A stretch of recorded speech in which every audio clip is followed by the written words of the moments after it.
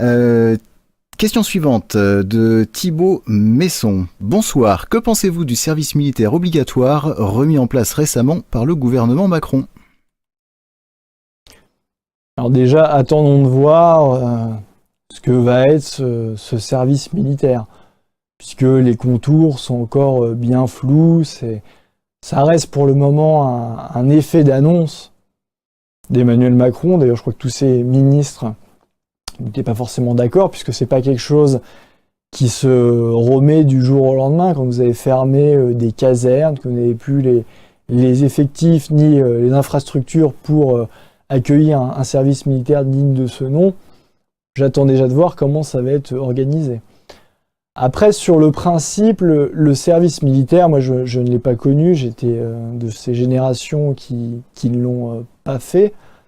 Donc c'est un petit peu difficile de témoigner. On dira que ma position est facile puisque je ne l'ai pas fait.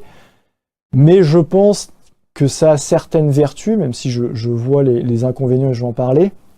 Les vertus que ça a, c'est que c'est un facteur d'intégration sociale et de mixité sociale. Ce que je veux dire par là, c'est que le service militaire permettait quand même de mettre, pour caricaturer côte à côte, un jeune d'un quartier difficile, pour caricaturer du 93, avec un jeune bourgeois, par exemple, de Neuilly ou du 16e. Et c'est quelque chose qui n'existe plus du tout, puisque maintenant, c'est des univers qui sont complètement cloisonnés.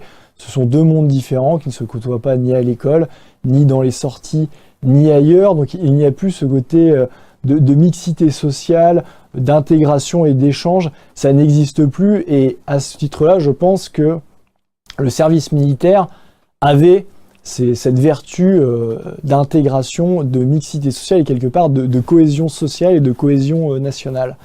Après, il est évident qu'il y a des inconvénients. Bah, typiquement, quand on fait des études, on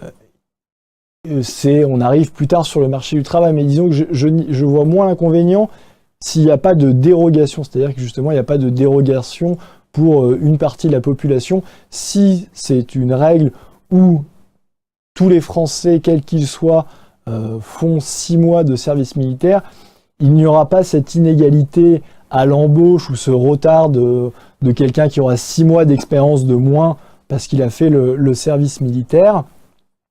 Ils seront tous sur un pied d'égalité, ce sera quelque chose qui rentrera dans le cursus normal, et d'autant que le service militaire permettait à l'époque, de ce que m'ont raconté mes parents ou d'autres, de justement cette cohésion sociale et des éléments tout bêtes, de passer le permis, on passait le permis voiture, à l'époque le permis camion pour le service militaire. Donc ça avait quand même aussi des effets d'intégration et même parfois d'aide sur le marché du travail si tout le monde est effectivement, et si j'ose dire, manger à la même sauce.